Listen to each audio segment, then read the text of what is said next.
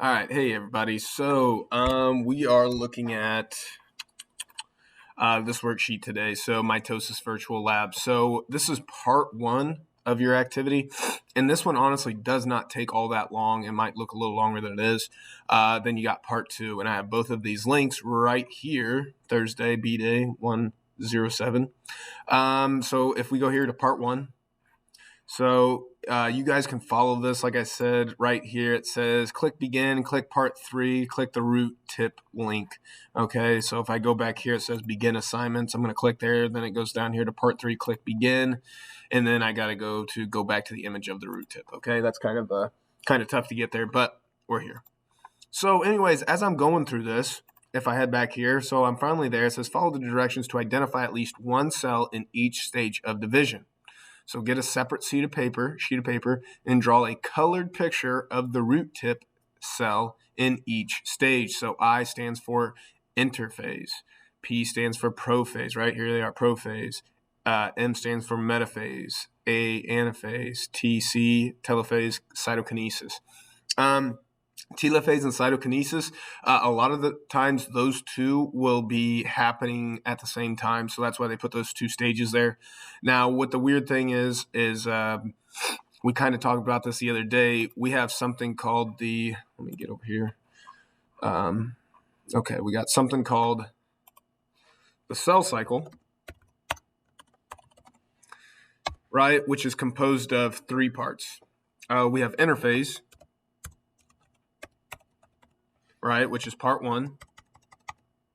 And this is where normal cellular activity takes place. Part two is mitosis. Okay. And then part three is cytokinesis.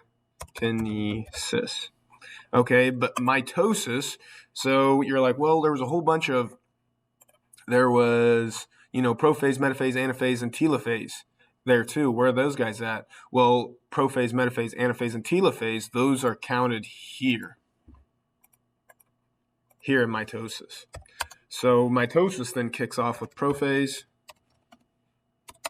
metaphase, anaphase, and telophase. And the reason why this is because all of this is the entire cycle of a cell. So if I'm tracking one cell, it's their life cycle essentially, right? And so what's going on here is we got normal cellular activities, DNA is being replicated, right? We have this reading on this stuff. It's preparing for mitosis. And so mitosis is when a lot of that dividing starts to go on. Mitosis is where one nucleus is now being duplicated and it's going to be divided. So you start out with interphase, and then at the beginning of mitosis, you have one nucleus. By the end of mitosis, here in telophase, you have two nuclei, and then those two nuclei end up separating through cytokinesis, right? Cyto is cytoplasm, so this means the separation of the cytoplasm. And so what does that mean? That means these two nuclei at the end of telophase now break apart into separate cells. So the cytoplasm, right? You had one cell, the nuclei here and here, and then they pinch off, and now poop, nuclei in this cell, nuclei in this cell. And so cytokinesis is not technically part of mitosis. Interphase is not technically part of mitosis. Mitosis is simply the dividing of the nucleus. Okay, short little segue. So back into it. So anyways, what you're going to have to do here, you're going to see my cursor here. When I pass over one of these guys like this, it means I can click on him. Here's another guy that looks different, right? Some of these guys just look different. So this deep purple here, this is the nucleus, right? Well, this nucleus here looks a little different. This nucleus here looks a little different than this guy, right? Well, that's because one of them is in prophase, the other one of them is in metaphase. And so which one's which? Well, this is where we're practicing, right? So prophase is the very beginning of mitosis. This is when that DNA starts to clump up and it's preparing to be sorted out. Essentially what that means is it's clumping up and it's sorted to, one goes to this nuclei and the other one goes to this other nuclei. And then that's when the cell divides into two new cells, right? And so this one is prophase. And so you'll come down here, and if you get it wrong, let's say I click interphase, It says this is not interphase. Okay, I'll click it again. I think it's prophase. Correct, this is prophase. So now I know what prophase looks like in a real cell, right? This is not computer generated. This is a real onion root cell. So now I can kind of I'll draw my square for my onion with my nucleus that's breaking down, but the DNA is starting to condense. Here's this other guy. Again, this is metaphase, correct? So I'll do that, and I'll draw. It looks like a pretty straight line, right? This is more of a straight line. This is getting splotchy, which means the DNA is starting to clump up. These guys like this is normal interphase here. So the DNA is pretty well spread out. That's why it looks more of a uniform purple. But anyways, you need to do interphase, prophase, metaphase, anaphase, telophase, and telophase cytokinesis are all in one. So you'll find those and sketch those. Like I said, that won't take you too terribly long. Okay, next. That's part 1. So now we need to go to part 2. Okay, so here's our part 2. I do all of this first part for you. So again, you're going to have to track me here. So as I go on to part 2 here,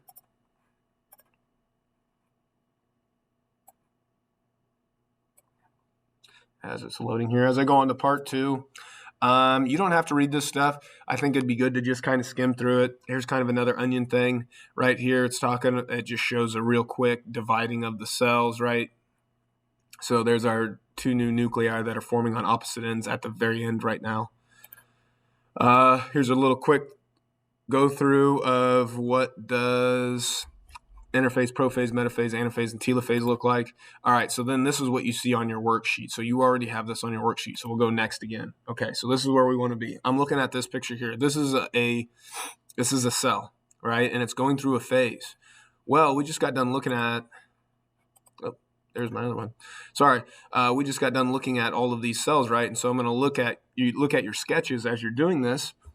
And this guy looks like he's lined up in the middle of the cell. Well, during metaphase, all of the DNA, it lines up in the middle of the cell, so then it can be separated or sorted equally. And so I'll click there. It says correct. And now I get a new one. Looks like right here, there's a nucleus there still, right? I can see a circular structure. That's the nucleus. There looks like DNA still in there. So I'll click interphase. Here's another one. This one could be interphase or prophase. Because we can it looks like the DNA is starting to get a little more spotty, meaning it's starting to clump up into its clumps. And so let's see, but I see this dot right here. This might be the nucleus. So I'll click interphase. Okay, it was interphase. Here we go. This one's a prophase one. So this one is getting clumpy. The DNA is starting to, the nucleus is starting to disintegrate. The chromosomes are starting to, or the DNA is starting to clump up. So it's prophase. Anyways, you're going to do this actually 36 times. And that sounds like a lot, right? Here it is, 36, total of 36 times. What you're going to do, you enter your data on the table. So how many are at interphase? Let's say, just for easy figuring, let's say that you find out of all of those, there are 20 cells in that little group, right? Out of the 36. So how do we find out the percent of that? Well, you guys do it all the time, actually. You just get how many you got out of the total, right? So I'll take, essentially I'll do 20 divided by 36, right? We chose 20 cells out of the total, and so when I do 20 divided by 36, I actually get 0.5555555 repeating, okay? And so what you need to do is you just need to, and then you're going to multiply this by 100. That's how you end up. That's how you end up getting a percent. Okay. And so most of the time, like if you're in Mrs. Hildebrand's class or at the end of the, you grade somebody's paper, you divide it, and then what do? You just go, well, let's just move my decimal point 1, 2 to the right, which is perfect. I think that's a great idea. That's the exact same thing as multiplying it by 100. Okay, so for easy figuring, let's go ahead and move our decimal place over 2. 1, 2. So essentially now I have 55.5%, but it's 5555555. It repeats and repeats. So anyways, I'm just going to go ahead and round to the 10th place, 55.6%. Okay, and so you're going to do that all the way across here. All right, next. This is the part that might get a little tricky here.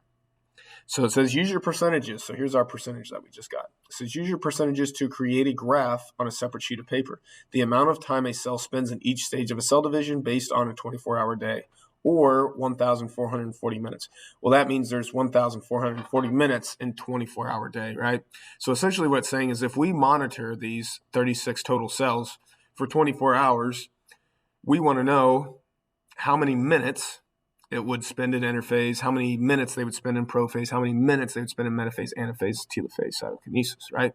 And so we're just trying to find out what's 55.6% of 1,440 minutes. That's it, okay? It's not that bad.